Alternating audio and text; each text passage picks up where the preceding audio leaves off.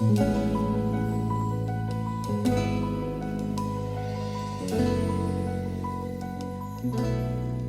días. Buenos días a todas y a todos. Figúrense que no sé qué decir. No sé qué decir porque me siento como un paracaidista, donde al no conocer de cerca la experiencia de ustedes, la primera pregunta es ¿qué sentido tiene lo que yo había preparado, imaginando un público de todas maneras distinto con el cual estoy? Me hubiera gustado casi como que habláramos y volver mañana y hacer la presentación mañana, para poder hacer algo que les sea útil a ustedes. Entonces pido excusas porque no quiero ser atrevido de decir qué hay que hacer ni cómo hacer, sino simplemente quiero darles algunas ideas para que ustedes puedan usarlas.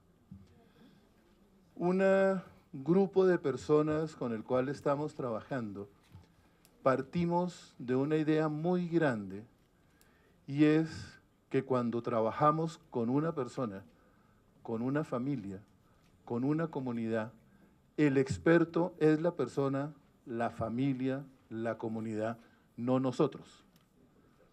Nosotros tenemos unas ideas que son útiles y en esa conversación construimos una manera que sea útil para esa persona, esa familia, esa comunidad. Al oír a las tres personas que me antecedieron, quedo abrumado en el sentido de las experiencias tan enriquecedoras, tan dolorosas, tan maravillosas de salir de una situación difícil como estamos en este país. Para mí, si quieren, desde la comodidad de la ciudad, la idea es entrenar gente que pueda ayudar y trabajar con ustedes desde una posición de no experto. Esa sería para mí la primera premisa de esto que quiero compartir. Yo soy médico, estudié psiquiatría y me he dedicado a la terapia de familia, para llamarlo de alguna manera, con la enorme dificultad que implica el título terapia de familia. Porque, ¿qué es familia? Para mí, familia es las personas que conviven en un espacio, en una situación, y en muchos momentos el grupo es la familia. Entonces, el primer reto que tenemos nosotros, y el primer reto en la formación de personas, es cómo tenemos que conocer la comunidad para no imponer las ideas nuestras. Y creo que parte, cuando decían, llegan acá, nos cuentan, Marcos era el que decía, nos hacen preguntas, se van y no volvimos a saber. Mi primera pregunta sería, ¿cómo lograr conocer la comunidad y conocer esas creencias, esas necesidades que tienen el grupo, la persona? Entonces, el título familia hoy me estorba. Yo diría que es el trabajo con grupos, y el grupo es una familia, perfecto, si el grupo es una pareja, perfecto, si el grupo son personas que conviven en un espacio, con ese sería. Todo lo que, las pocas ideas que había preparado, y voy a nombrar algunas, son más desde la posición de quien hace ese trabajo, de mirarnos cómo construimos la relación con el otro. Cuando digo conocer la comunidad, obviamente implica conocer el país, conocer la situación. Freddy decía la necesidad de conocer la parte de leyes, de organizaciones, etcétera, en la cual yo no soy experto, pero creo que uno no puede ser experto en todo, además. Entonces, ¿cómo compartimos? Y ahí otro punto sería la necesidad de un trabajo grupal. Yo, en mi formación, he tenido muchas dificultades con el trabajo grupal, porque mi experiencia es que se reúnen 5 personas, cada uno opina y el que tiene poder hace lo que se le da la gana, y llaman a eso trabajo grupal. Creo que eso no es trabajo grupal, ni trabajo en grupo. El trabajo grupal toma mucho tiempo, porque se necesita que podamos construir hasta que todas las partes estemos oídas, reconocidas y un inicio de las necesidades que tenemos. Y lo otro que me parece fundamental como preámbulo a estas ideas que voy a decir es cuál es mi papel y cómo el otro tiene que conocer cuál es mi papel, papel, llamen función, llamen responsabilidad. Yo no puedo, por ejemplo, yo estudié medicina y entendí que uno no puede hacer todo. Si uno necesita atender un parto, pues el que haya hecho entrenamiento en ginecología es mejor que el que haya hecho entrenamiento en pediatría. Entonces, en este trabajo es cuál es la posibilidad, la experticia, la capacidad de cada uno de nosotros. Desde ahí, repito, pido excusas si esto les hace sentido o no. Mi intención sería que estas pocas ideas les sean útiles para el trabajo que hacen ustedes con las personas que conviven, con quienes trabajan, con quienes han sobrevivido de unas situaciones muy, muy difíciles, donde podríamos hablar. Yo ahorita, esta mañana, estaba en una reunión con un profesor especialista en duelo. Entonces, ¿cómo hacemos el duelo? ¿Cómo es el duelo? ¿Qué se necesita? ¿Qué procesos son necesarios en el duelo? Y allí miraríamos cómo ya más puntualmente podríamos hacerlo. Pero para esto yo quiero invitarlos, y lo que voy a presentar es una manera de pararnos, un pedacito de pararnos de cómo entender y cómo ver lo que somos los humanos, las relaciones entre nosotros. ¿Ok? Por favor, interrúmpanme, por favor, pregúntenme si en algo quieren que amplíe o conteste, que creo que es más rico que simplemente al final una serie de preguntas. Entonces, veamos si es útil.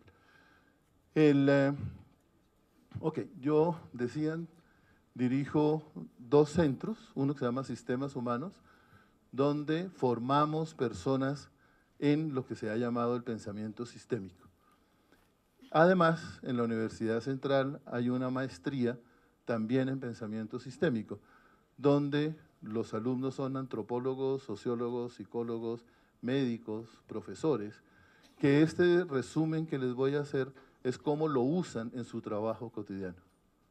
¿Ok? Pasas a la siguiente. Una persona importante en nuestra formación es un biólogo chileno que se llama Humberto Maturana. Humberto Maturana ha estado muchas veces en Colombia y su preocupación era cómo conocemos nosotros. ¿Cómo sé yo que conozco algo? ¿Cómo puedo yo conocer algo? Y él abrió el camino a una manera de entender las relaciones humanas en el cual un punto central es todo lo dicho, es dicho por alguien. Y alguien agregó, alguien observador habla con otro observador. Todo lo dicho ha sido dicho por un observador a otro observador, podríamos agregar. Y con eso lo que él quiere subrayar y yo quiero subrayar es que cada uno de nosotros es un observador de la situación que vivió, no solamente en primera persona, sino cuando ve algo, cuando oye algo, también es observador. Allí habría mucho que hablar si la realidad, ¿cuál es?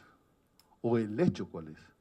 Y lo que hemos encontrado es que ante un hecho hay muchas maneras de describirlo. Y una de las herramientas que me parecen fundamentales, y volveré sobre esto, es poder oír esos diferentes relatos que terminen en una narración, como lo decía Marcos hace un momento. ¿Pasas la siguiente, por favor? Una persona, alumna mía, hoy colega, trabaja y dirige la Fundación Vínculos, la Corporación Vínculos, que ha hecho mucho trabajo psicosocial. Ese es su trabajo cotidiano. Ella es profesora en la maestría y ella hace esta definición que sería una propuesta. Desafortunadamente no conozco la de ustedes para que podamos mirar cómo se complementan, cómo estarían. Pero me parece que para que vean desde dónde estoy parado yo y podamos hablar en un futuro. Esta definición de término psicosocial hace referencia a un reconocimiento de que lo psicológico y lo social como un continuum. Es decir, no podemos separar lo psicológico de lo social. Gregory Bateson, que fue uno de los papás de las ideas sistémicas, decía que la mente es social. La mente está en la mitad nuestra, no es algo que está solo dentro de mí. Lo mental no es mío, es nuestro, en el cual intervienen nuestras historias, y nuestras historias es lo que hemos vivido, lo que hemos hecho, a qué colegio fuimos, en dónde nacimos, dónde aprendimos a hablar, a caminar, etc. Y en lo psicológico, y volveré sobre eso más adelante, hay un tema fundamental en todo este trabajo que son las emociones. La emoción, diría yo, es el centro donde trabajamos, cualquiera que sea la posición, yo de víctima, yo de victimario, yo de abusado, yo de abusador, yo de papá, yo de hijo, yo de esposo, yo de esposa. Todas las posiciones tienen permanentemente diferentes y múltiples emociones. Y una de las herramientas fundamentales es cómo aprendamos a reconocer emociones. Porque el trabajo nuestro, en buena parte, está en el trabajo que hagamos sobre lo emocional y la posibilidad que tengamos de cambiar la emoción. Pero no para la emoción, si hablamos los dos, para la que yo quiero que tú cambies, sino cuál es tu emoción y miremos qué posibilidades hay, cómo podemos construir una relación distinta y una emoción distinta. Superando la división que se ha establecido en las disciplinas, y allí Bateson decía en una conferencia cómo cada vez más el borde entre la psicología, sociología, antropología, están más diluidos. Cada vez estamos más como es necesario saber de varias cosas y no estamos encapsulados o enjaulados en una situación. Entonces creo que parte de la habilidad de lo psicosocial está en que empecemos a integrar los múltiples elementos que tienen que ver en una situación, donde es necesario oír las diferentes voces y no solamente una voz. La visión dicotómica entre lo psicológico, lo individual, lo emocional y físico, y lo social, político, social y cultural.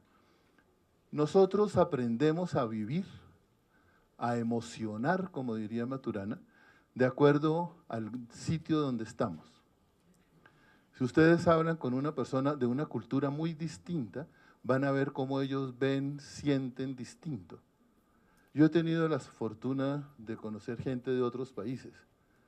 Entonces, por ejemplo, alguien que me llama mucho la atención es un amigo noruego, cuya característica es muy lento en producir una respuesta.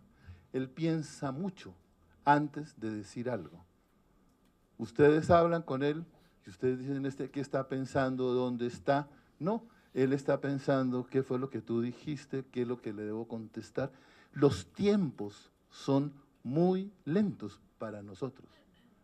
Él vino a Colombia y la dificultad que tenía es que alguien le hacía una pregunta. Él se demoraba pensando en la respuesta y el otro creía que no le había entendido y le decía otra pregunta, y después otra pregunta. Entonces no se podía casi conversar con él, porque él se sentía atacado y el otro se sentía que no le estaban parando bolas. Entonces ese tiempo lo aprendemos en la cultura, y para mí la cultura básicamente está donde aprendimos a gatear, donde aprendimos a hablar las primeras palabras. Desde ahí aprendimos cosas que todos nos enseñaron y ninguno nos enseñó, porque es el grupo en el cual nos estamos metiendo. Entonces la separación, y como lo estamos viendo hoy, lo individual cada vez pierde más el borde. No soy yo totalmente aislado. Y mírenlo con las costumbres que ustedes tengan. Yo le pregunto a Freddy quiénes de su familia cantan o cómo es la relación con los de la orquesta. Y estoy convencido que sus cercanos tienen una relación con la música distinta que los de otras personas que no tienen ninguna orquesta en la familia, para ponerlo de esa manera. Para lograr una comprensión sistémica y desplegar acciones en diferentes ámbitos con una lógica de integralidad. Lo sistémico, ¿me pasas la siguiente? ¿Qué es lo sistémico? Ustedes lo habrán oído nombrar y me han oído decir ahorita varias veces la palabra sistémica. Para nosotros, la sistémica es una manera de ver y entender algo donde cualquier cosa que observamos no es aislada y está en relación con algo. O sea que la visión sistémica es miremos las relaciones, miremos las conexiones, porque lo que hace que algo exista es la relación, no la suma de las partes. ¿Me explico? Si ustedes tienen dos llantas, un manubrio, una cadena, unos pedales, un asiento, ustedes me van a decir hay una bicicleta. Yo les digo no hay bicicleta, están aquí arrumados uno encima del otro. No sé si la cadena está buena, si funciona, si las llantas encajan. Supongamos que encaja todo. Cuando tenga todo armado, tengo una bicicleta. Antes no tengo una bicicleta. Mi hermana tenía un lindo carro que se convirtió en un florero. Le salían matas por entre el motor. ¿Tiene carro o no tiene carro? No tiene carro. ¿Tiene una matera o tiene un florero? Entonces, es la función, el uso que nos lleva a nosotros a decir, esto es un carro, esto es una bicicleta. Entonces, lo sistémico sería mirar esas componentes, esas partes que constituyen una determinada acción, cualquiera que ella sea, de violencia o de amor, de afecto o de paz. Pienso que quienes participamos en los actos, cualquiera de ellos, ya decían hace un momento, pensando, ojalá en este país lográramos construir la paz, y creo que es un problema para todos y un deber de todos, pero ¿cómo? Tenemos que construirla en la cual oigamos las diferentes voces, miremos qué es necesario hacer, y donde no impongamos una situación. Es muy fácil decirlo aquí en Bogotá, pero en el cotidiano es muy complicado. Yo estoy convencido que la paz se hace desde una emoción de la paz. Uno no puede hacer la paz desde una emoción de la guerra. Es sencillo decirlo, repito, pero es cómo construimos emociones y relaciones que nos permitan oírnos, respetarnos y mirar las necesidades de cada uno. Creo que ahí estaría el centro de mirar desde lo sistémico, cualquiera que fuera. Mi cotidianidad está más en el trabajo con familias, con parejas, que igual hay unos grados de violencia terribles, desde intentos de asesinato, desde intentos de suicidio, desde una violencia que uno dice, bueno, puede que no haya un arma, pero igual hay una violencia muy grande. En esa cotidianidad es un poco donde, cómo logramos que los otros se oigan. Y la primera sorpresa cuando llegan al consultorio es que alguien me decía, hace 10 años no hablábamos. Sí, convivimos en el mismo sitio, pero no hablábamos. ¿Qué quiero, qué necesito, qué me gusta, qué no me gusta? Y parte del espacio que termina siendo productivo o terapéutico, si quieren verlo, es el poder oírnos y el poder oírlo. Ahí habría algo que, pensando en la presentación, que no voy a pasar toda ya por todo lo que he dicho, que me parece fundamental en este trabajo es tener una voz de alguien que nos observe, alguien externo. Me explico, ustedes me quieren decir cómo voy, que ellas me puedan dar una retroalimentación, cómo está yendo esta situación. Igual en el trabajo, cuando ustedes estén en el grupo de Marcos, en el grupo de Freddy, en la escuela, alguien que no esté metido en la situación, pero sí le esté observando, ¿sí me explico? Ese observador que pudiera llamarlo, si quieren, un observador reflexivo, que se llama técnicamente. Esa otra, incluso yo te pido el favor que al final me comentes lo que yo dije. La tarea de ella es esa, y ella va a participar como observadora, y todos lo sabemos. Todo tiene que ser… ¿Me quedan 10 minutos? Bueno, está bien. ¿Ves? Mira. Ok, entonces pasemos a la siguiente. Apenas cogí impulso, mira. Ok. Esta era otra cita de Liz. Si quieres, pasa. Dentro de lo que yo más me muevo, sería lo que teóricamente, si quieren verlo como título, sería el construccionismo social. Desde el construccionismo social, la idea es como todo lo construimos en acción y lo construimos en conjunto. Uno de mis profesores, quien yo amé infinitamente, se murió el año pasado, decía, si nos hacemos la pregunta, ¿qué mundo estamos construyendo? ¿Qué estamos haciendo en este momento? ¿Y qué mundo social estamos construyendo? De tal manera que podamos ser responsables, ¿quiero este mundo social que estoy construyendo? ¿Quiero esto en lo que estoy participando? Y desde ahí hacerme la pregunta, ¿qué estoy haciendo? ¿Con qué creencia lo estoy haciendo? Y poder hablar con el otro. Pero la pregunta central del construccionismo es, ¿cómo estoy participando en esto? En este instante incluso, ¿cómo estoy yo participando? ¿Cómo están ustedes participando? Hay una distinción que sería entre lo verbal y lo no verbal. Si yo empiezo a ver que la gente se para y se sale, ahí hay un mensaje no verbal, no me sirve, me aburre, cállese por favor. Veo caras donde afirman que lo que estoy diciendo hace algo de sentido, lo cual me pone a mí, será mejor digo esto, mejor digo aquello. O sea que hay un permanente acción entre nosotros, aunque no lo digamos verbalmente, pero sí en lo no verbal estaría, que sería central también en todo ese trabajo. Todo el conocimiento, según los construccionistas sociales, evolucionan en el espacio entre las personas, en el dominio del mundo común o de la danza común. Nosotros danzamos, si quieren, y verán, cuando acabe yo van a ver cómo danzan y salen y unos van a tomar café y otros irán a almorzar. Y nos movemos como si estuviéramos bailando, aunque no esté la orquesta, pero hay una orquesta en la cual, ¿qué queremos? ¿Cómo nos movemos nosotros? Pasa la siguiente, por favor. El saber es una construcción de la mente, pero ya dije que la mente es social. O sea, que miren la mente como algo social, no individual. O sea, que ¿qué es el saber algo? Es algo que una comunidad conoce. Y creo que en el trabajo psicosocial es fundamental conocer lo que piensa la comunidad. Creo que nosotros somos solamente, ¿qué sería? Como un catalizador, como algo que da herramientas que permite, como alguien externo. Y volvemos a la importancia del externo. Porque cuando uno está conviviendo, pues uno deja de ver cosas. Cuando ustedes ya conocen, pues no ven. Alguien decía que uno, para ver, necesita primero conocerlo, pero si lo ve tanto, se le vuelve transparente o no le pone una atención a eso.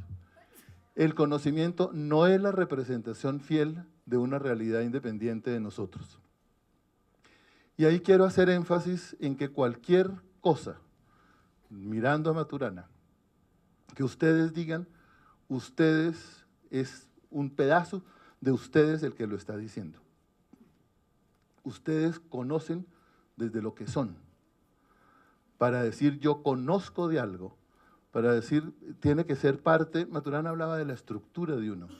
En la estructura con la estructura es que uno conoce, con la estructura de uno es que mira, esto me gusta, no me gusta, esto es claro, esto no es claro. Habría una manera grande de decirlo, y es que un libro no dice nada. Lo que dice es la relación entre el lector y el libro. Si yo les traigo un libro de matemáticas y no tenemos ni idea de matemáticas, comillas no dice nada del libro. Se necesita un matemático que lo mire y diga, ah, aquí está explicado esto. Entonces, esa relación entre el que observa, el que cuenta y el que vive es una unidad que la partimos para diferenciar en algún momento, pero que de verdad somos un conjunto, un sistema en el cual estamos. Ok, pásame a la siguiente. No sé, si me quedan 5 minutos, quisiera oír alguna pregunta, porque así no agarro impulso yo aquí. Una preguntita. Dime. Yo tengo una preguntita. Digamos, ¿qué diferencia habría entre lo complejo y lo sistémico, digamos? Porque de pronto hay como un duelo de qué es mejor o qué es, o sea, o qué es más, tiene más prestigio, por decir algo.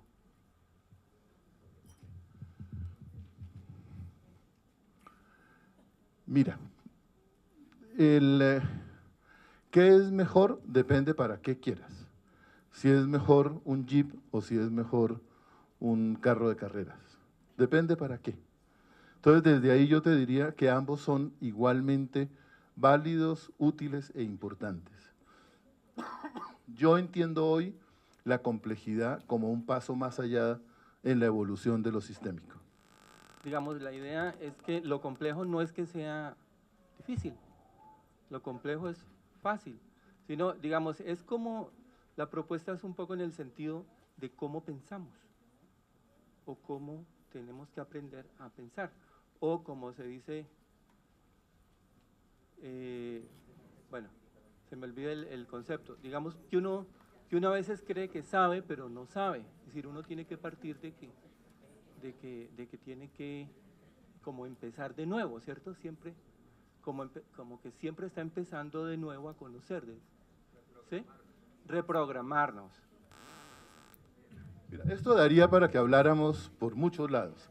Se me ocurre un símil, no sé si me funciona. Caminar para la mayoría de nosotros es muy fácil, pero es de una enorme complejidad.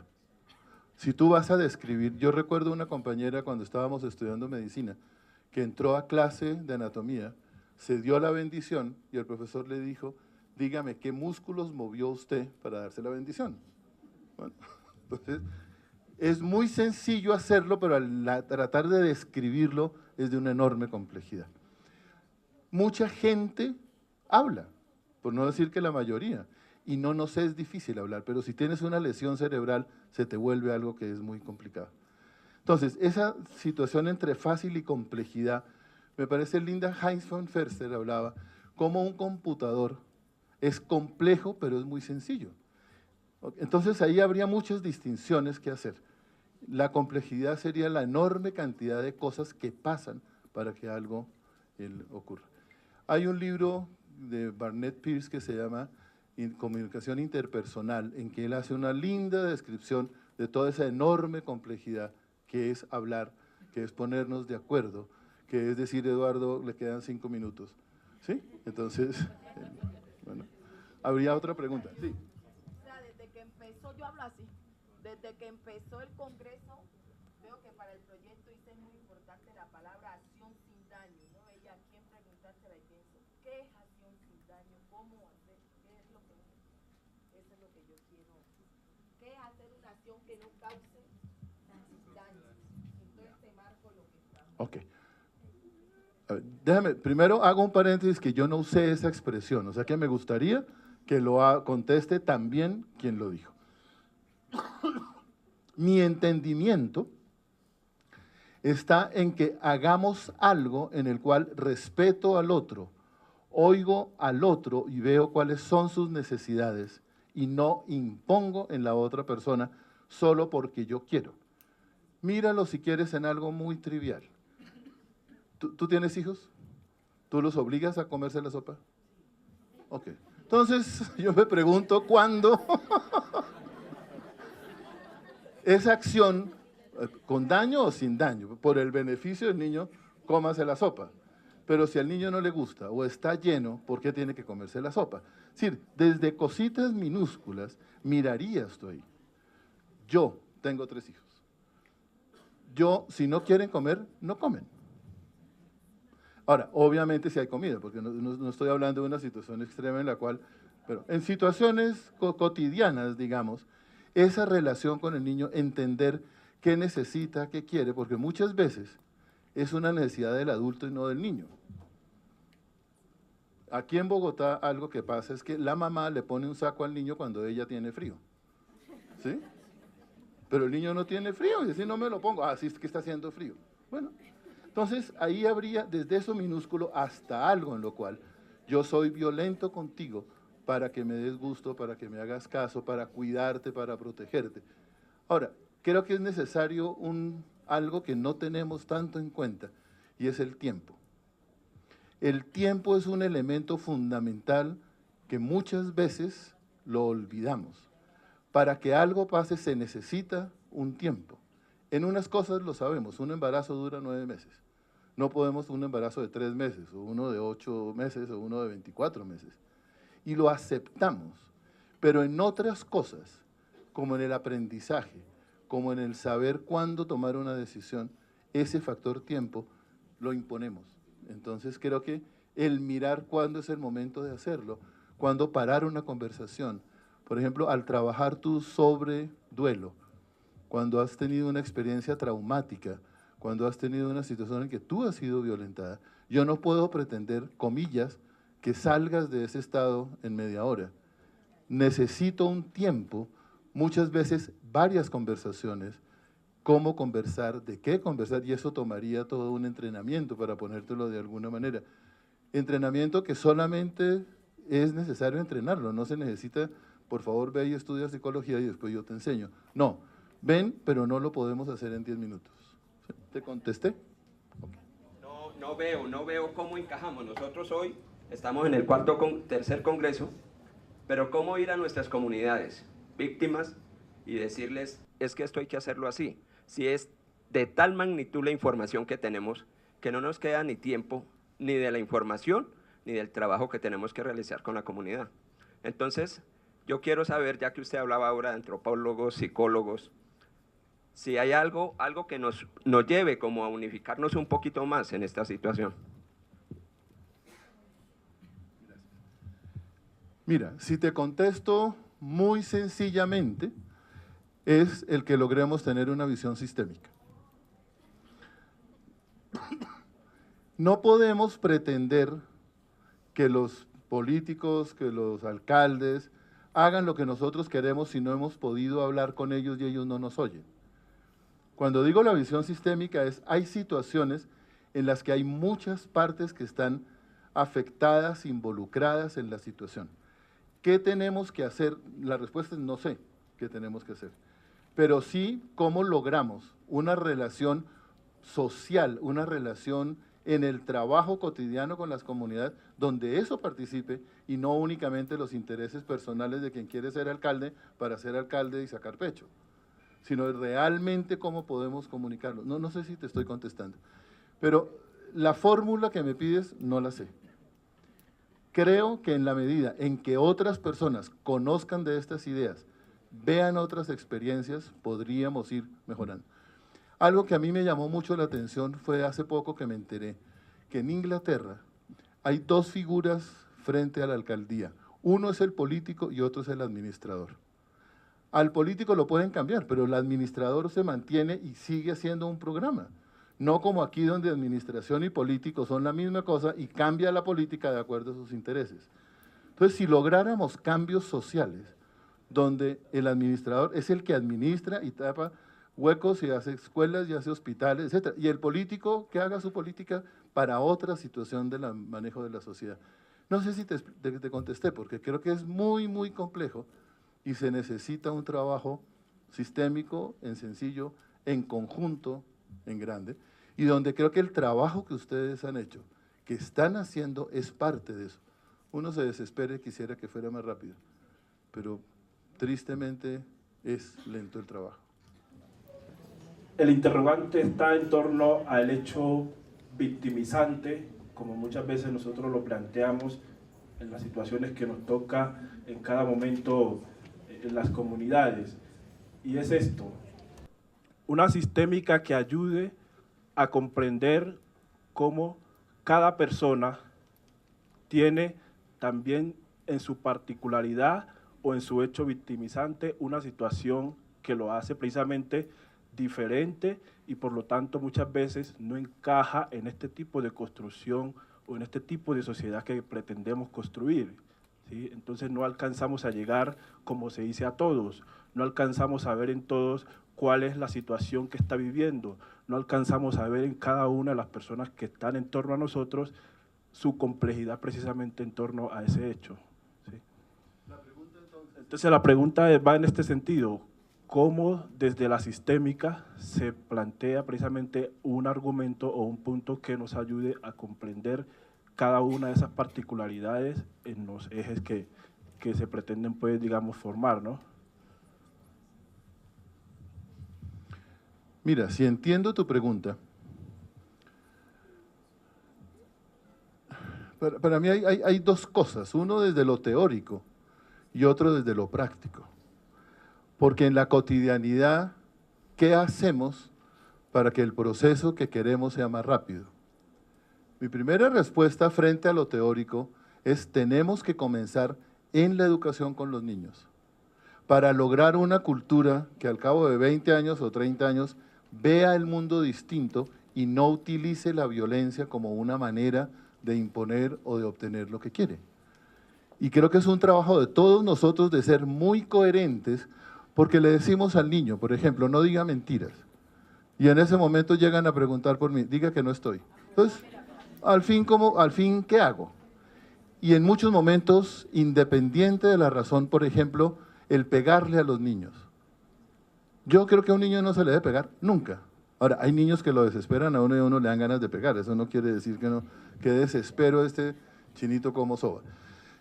Pero mi respuesta compleja, sencilla, es tenemos que comenzar con una educación donde los niños sean respetados, tenidos en cuenta, oídos, validados y no violentados de ninguna manera.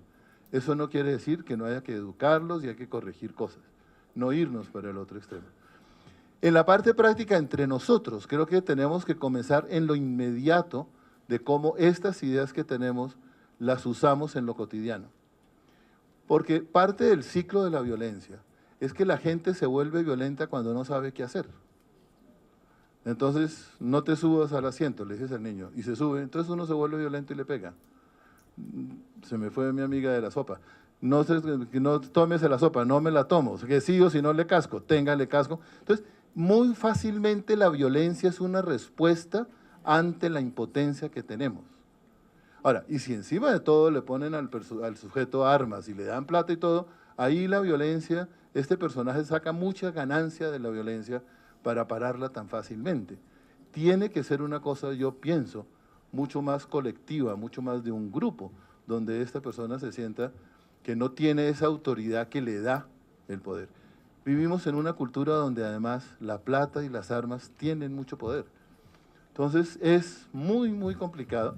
Es un trabajo lento, pero donde esto que hacen ustedes, del oírnos, del trabajar en conjunto, de ver los diferentes grupos, es un pedazo. Me encantaría ser más optimista y decirte, tengo la fórmula mágica y lograrla, pero lo que entiendo es que es muy complicado.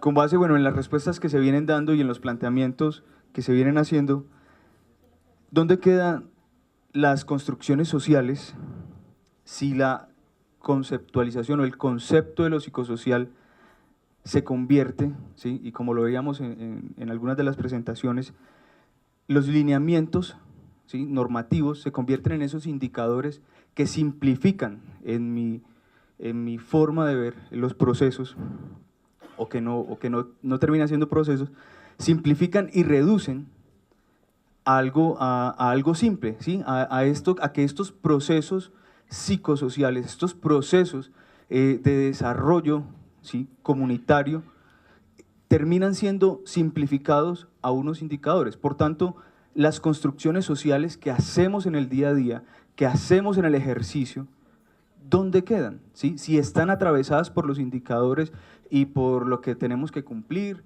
y por todo aquello que está atravesado, ¿sí?, por un marco de desarrollo que está implementado, bueno, desde hace muchos años, pero que nos atraviesa y que reduce, considero, las acciones psicosociales, ¿sí? Y ya no hacemos procesos, sino que cumplimos. Entonces, ¿dónde quedan realmente las construcciones sociales con todo el discurso, la teoría que hay y que en la práctica lo podemos desarrollar, pero queda atravesado? Entonces es algo que yo me he venido como cuestionando y sé que muchos de nosotros lo hemos venido haciendo, pero que es importante como generar esas discusiones en estos espacios precisamente. Mira, creo que le preguntaste al que no tocaba. Porque yo te diría, ojalá podamos derogar esa ley y hagamos otra cosa. Cuando yo estaba chiquito me contaban el cuento de un señor de Bucaramanga que había ido a Europa y hacía un relato muy largo de cómo le había encantado Venecia, pero qué lástima que estaba inundada, pero que era una ciudad muy linda. Y que le había encantado la torre inclinada de Pisa, que eso era una maravilla, que él quería hacer una en Bucaramanga. Entonces le dijeron, no se puede porque hay solamente en Pisa y la cosa, pero ¿por qué si los italianos la pueden hacer, nosotros no? Y no entendió y le dijeron, mire señor, hay una cosa que se llama la ley de la gravedad. Digo, pues para eso estoy en el consejo, quitemos la ley de la gravedad. Entonces, te quiero decir eso, que muchas veces, oye lo bonito, creo que los abogados en aras de arreglar cosas las empeoran. Entonces, por hacer la ley, nos quedamos cumpliendo la ley y se nos olvida la persona. Creo que la ley y muchos de estos procesos son un punto de referencia, pero no puede ser una camisa de fuerza. Hay una situación perversa que yo he oído en algunas comisarías de Bogotá. Cumpliendo lo que tienes que hacer y los objetivos y todo esto, tú tienes que hacer la denuncia de abuso sexual. Muy bien. Entonces, este mes encontraste 4 casos de abuso sexual, pero de acuerdo a los parámetros hay que aumentar la eficiencia. Entonces, el mes entrante tienen que ser 6, y si no, te votan porque eres un mal trabajador, porque no estás haciendo el oficio. Entonces, los están inventando, ¿ya? Para cumplir la cuota que dice el burócrata, que no tiene ni idea de esto, que generalmente es cualquier otra profesión, y no hay una comunicación y una conversación entre las partes. Yo creo que es necesario hacer esta conversación con mucha gente que no está aquí, desafortunadamente, que sean los abogados, los burócratas, los que hacen, incluso los sistemas, porque no hemos hablado del sistema, cómo lo manda uno en todas partes. No es que el sistema se cayó y a uno le tocó obedecer el sistema, etc. No sé si contesté, pero creo que es una enorme complejidad y creo que sí hay que cuestionar muchas de esas cosas, mientras seguimos haciendo pues lo que podamos hacer, que creo que es bien importante lo que están haciendo. También soy multiplicadora del proyecto de inclusión social con enfoque psicosocial, proyecto ICE en Buenaventura. Pero hoy tengo una pregunta no únicamente para el doctor, sino para todos los asistentes y las entidades del Ministerio de Salud. ¿Dónde queda el enfoque psicosocial cuando llega a un municipio que todos los días ocurre un hecho victimizante? Fuera de eso, las familias con hambres, con violencia alrededor, con la necesidad más dura que puede tener un pueblo como Buenaventura, que es el desempleo, y una administración apática a todos los procesos y proyectos que llegan en Buenaventura a favor de la comunidad víctima, donde queda todo el esfuerzo del enfoque psicosocial. Mi respuesta es no le podemos pedir al enfoque psicosocial que solucione todo. Tenemos que juntarnos con las otras entidades donde realmente haya un trabajo complejo, si quieren, en esta situación. Y creo que hay muchas situaciones del país que son como la describes. Podemos hacer muy poquito, pero sí creo que tenemos que ser muchos más los multiplicadores de esto.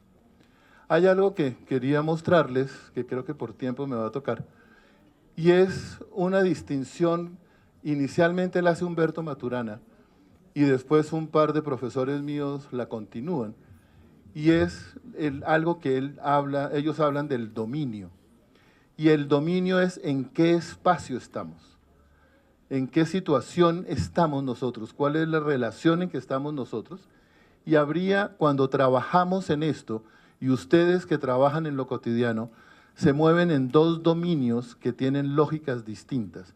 Uno es el dominio de la explicación y otro es el dominio de la acción. Ustedes se encuentran frente a un hecho, pero a ustedes les toca hacer cosas. Pero la lógica del hacer es distinta de la lógica del explicar. Entonces la invitación, aunque sea muy a las carreras, es como ustedes se muevan del uno al otro permanentemente, minuto a minuto. Hay esta situación, ¿cómo me la explico? Con esta explicación, ¿qué tengo que hacer? Pero que lo separen. Sepárenlo en la lógica, porque a veces uno las junta y entonces termina haciendo cosas en las cuales se confunde. Para mí esto ha sido útil porque separa las cosas que yo hago en el momento de una intervención. Cuando hablo con una familia, cuando hablo con un grupo, cuando estoy trabajando con una pareja. Una cosa es lo que me explican y otra cosa es lo que tenemos que hacer. Y muévanse generalmente cuando uno mira, por ejemplo, un trabajo, vamos a trabajar juntos 2 horas, nos estamos moviendo todo el tiempo del uno al otro, pero comenzamos con la explicación, pero generalmente al final nos piden una acción. Ok, muy lindo, pero ¿qué vamos a hacer? ¿Qué es la pregunta tuya? Bueno, muy bien, todo esto muy lindo, pero ¿qué vamos a hacer en Buenaventura con esta situación en que estamos? Ok, bueno, muchas gracias.